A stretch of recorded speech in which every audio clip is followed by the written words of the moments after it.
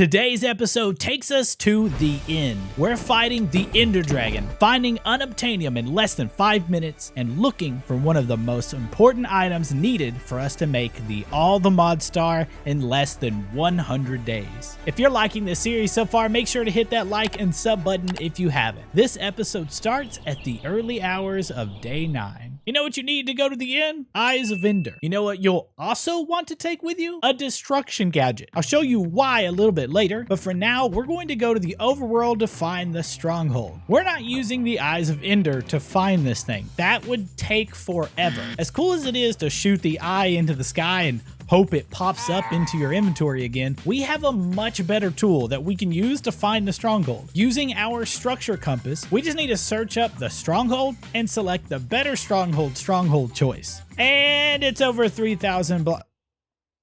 Body, what are you doing?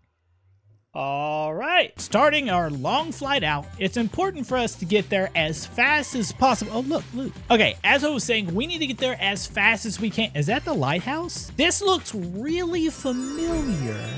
There should be at least one loot chest up here at the top. And it's garbage. All right, so we're less than 200 blocks out from the stronghold, but I think we found like a prison of some sorts? I'm not really sure what this is, to be honest, and I've never really seen this before. Oh, a chest. That is also when I realized we were in the desert, which means that there is something super important for us to get here. Cactus. That's not a cactus. After finding at least one piece, it was time to stop messing around. I start digging straight down and immediately break into the stronghold. Beautiful. Opening up my map, the end portal room is just to the north of us. Body shows up right on time as we head straight for the portal. Using Ultimine, we make a small tunnel that leads right above the roof. I quickly fly in and break the spawner, then Body jumps in. Hey, boss. Body, be careful. Now it's time to clean up my inventory and start placing down the Eyes of Ender into the portal. Body chooses not to be careful. Body, you should probably stay here. I'm gonna go ahead and set up a waypoint so that way I can find my way back. Then it's time to head into the portal. We jump right into the Ender Dragon fight by destroying the end crystals on the pillars. Now here's a quick tip. The crystals won't damage you as much if you get a little bit lower than the crystal. I'm not really sure the exact mechanics on this, but I know that being lower definitely works. Mainly because I've died a few times to the crystal. Alright, with the crystals taken out, we need to grab some dragon's breath before we beat up the dragon. I make a few glass bottles and quickly scoop up some of the glowing spots that he shot at me. Now it was time to fight. Magic Bane was actually hitting really hard, but I gotta make sure not to break it like we did last episode. I switch back to my netherite sword and keep on swinging. I only needed one more hit and he just wasn't making it easy. Get back here! Look at all that beautiful experience. Now we need to get the dragon egg. I click on it just for it to juke us. Then I use the classic falling on a torch trick. With the only ender pearl I have on me, I find the gateway and throw in the pearl. Okay, so before we do anything here, we need to make a quick trip back to the house to clean out our inventory. We summon Body back to make sure he's safe, and he's on fire. I wonder how that happened. I also need to make another nature's compass. Then it was time for us to use /back to head back to the end. We're going to search for Unobtainium first. So we need to locate the nearest end highlands biome, which just so happened to be right beside us. We also need some chorus fruit and one other item that'll come in handy later on. It actually takes me a little bit of chopping, but we finally end up getting one dragon's eye. Okay, now we actually find Unobtainium. I want to fly around a little bit just to make sure that there isn't any like on the surface that's easy to get, but we didn't end up finding any that way, which was no surprise. You remember the destruction gadget we made? It's time to bust that out. Destruction gadgets are great for clearing out areas, but normally they void everything that it destroys. However, these won't work on any of the all-the-modium metals like unobtainium, vibranium, or all-the-modium. So we just sneak right click with it in our hand and it'll let you set the size. So I'm going with the biggest shape that I can get here. All we have to do now is look at the ground and right click. After the massive seizure that my PC has, we take a look to see if we found any. Nothing in this section, so let's go ahead and break out another one. Sir, this one did the trick. Sadly, it was just one piece. Before we break this, I wanted to use one of the enchanted books that I found from the other. We couldn't use it before because we didn't have experience, but now that we have the experience, I definitely wanted to add the Fortune 5 that this book has to my pickaxe. Breaking the 1 ore, we end up getting 3 raw unobtainium. I'll take it. So now we have unobtainium, a dragon's egg, and a dragon's eye. We need one more dragon item, a dragon's head. There's only one place you can find these, and that's in an inn city. Not just any inn city, but an inn city with a flying ship. The same ship that has an elytra inside. This is another part of the speedrun that is entirely up to luck. Using my handy structures compass, I searched for an inn city, and there just so happens to be one about 500 blocks away. Flying in that direction, the city starts to load into view, and wouldn't you know it, it has a ship. No way, dude. This has got to be the craziest luck ever. Normally, my luck sucks for finding these. I fly right up to the front of the ship and break off the dragon's head. We might as well just go get the elytra that it has inside. Oh, look, there's loot. Now that we have everything that we came for in the end, it was time to head back home.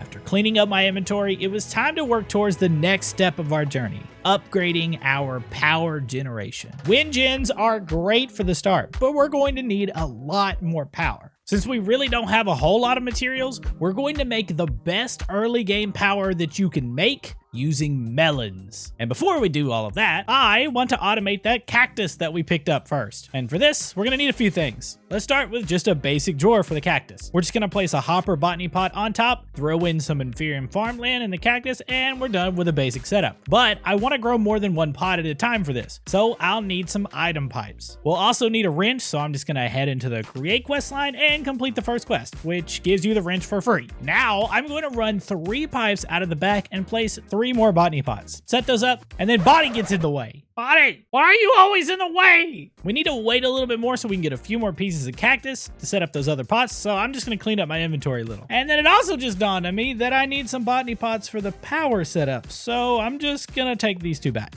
I don't feel like getting more clay, okay? So don't judge me, all right? Okay, so let's get this power setup going. For this, we need several machines. I like to prep by saving the recipes first. All you gotta do is hit A when you're hovering over the item over in JEI. So I'm gonna do this for the electrolytic separator, a gas burning generator, a pressurized reaction chamber, a crusher, and a compacting drawer. Most of these pretty much all require mechanism materials. They're all for mechanism. So we're gonna have to use that metallurgic infuser again. I'm going to get this thing going to make about 20 infused alloys. We'll probably use all of them. With these cooking up, I went ahead and crafted the compacting drawer.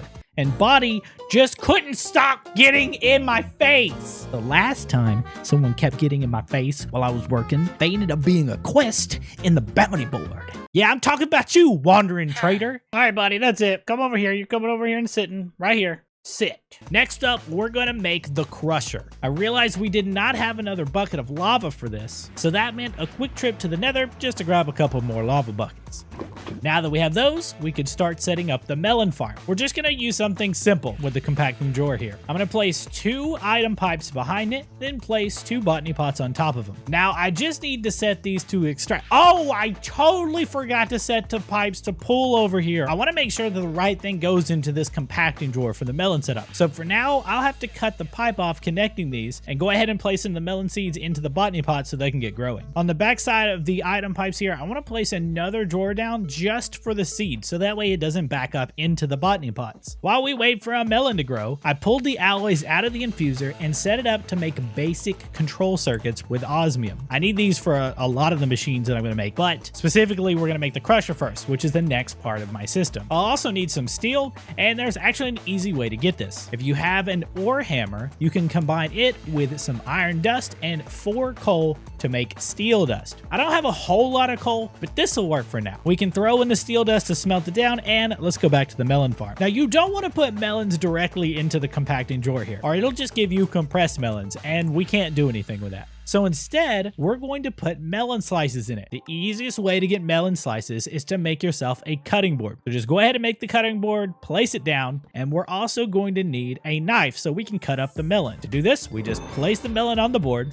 right click it with our knife, and it'll chop it into slices. We can put the melon slices in the bottom right slot of the compacting drawer, and it's good to go. Now, even if melons go into the compacting drawer, it just increases the amount of slices that it has as well. So we can just connect up the pipes again to the drawer and make sure that we set these to extract. All right, so now we have the melons growing, but this isn't giving us power yet. Now we need to check on our infuser to see how it's going. Everything's looking good, and we go ahead and craft the crusher we were trying to make earlier. This is part 2 of our power setup. From here, we place it 1 block away from our compaction drawer and join them up with an item pipe. We want to make sure this pipe is set to pull from the drawer, and melon slices should then pump into the crusher. So now we need to make the pressurized reaction chamber, which I'm going to call it PRC from here on out, because pressurized reaction chamber is just too much to say. And wouldn't you know it, we're missing steel. We don't have enough iron or coal to make more, so that meant more mining. As I look for my original mining hole that I started, a new day dawns upon us. But I don't know what day,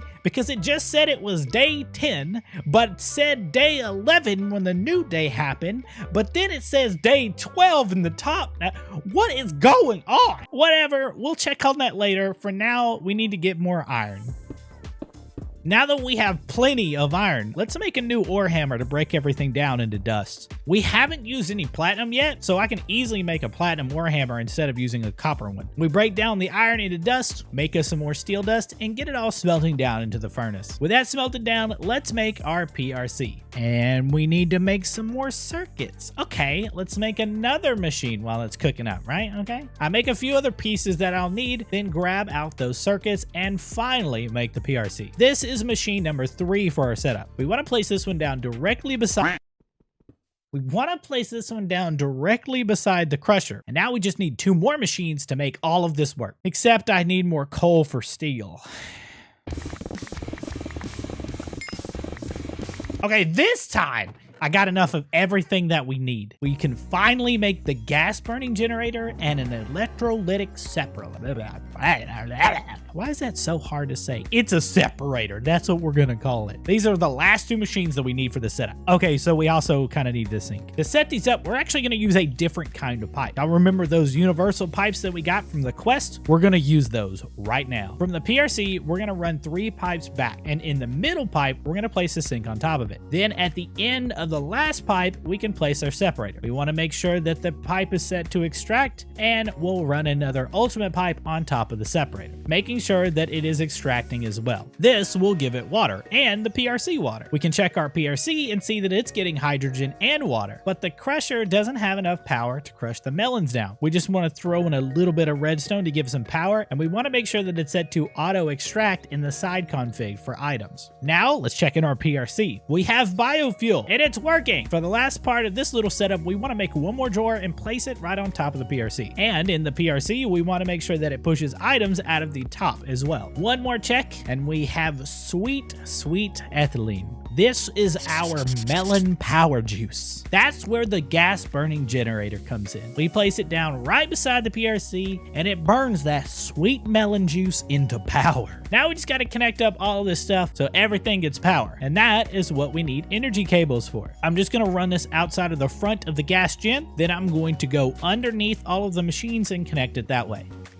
I want to make sure to set this pipe to extract in the front, and now we should have power to all of our machines. Except we don't. We need to upgrade this pipe, so we make an advanced pipe upgrade and stick that sucker in the energy pipe. For some reason, I needed to mess with the distribution mode to get it to power the separator, but whatever, it works. And now we have power. Sweet melon power. But what do we need this for? We're gonna use this for the best resource quarry that you can make in all the mods 8. And this thing is broken, which we'll be making on the next episode. Thank you so much for watching, and if you like this video, make sure to hit that like and subscribe button. And until next episode, bye!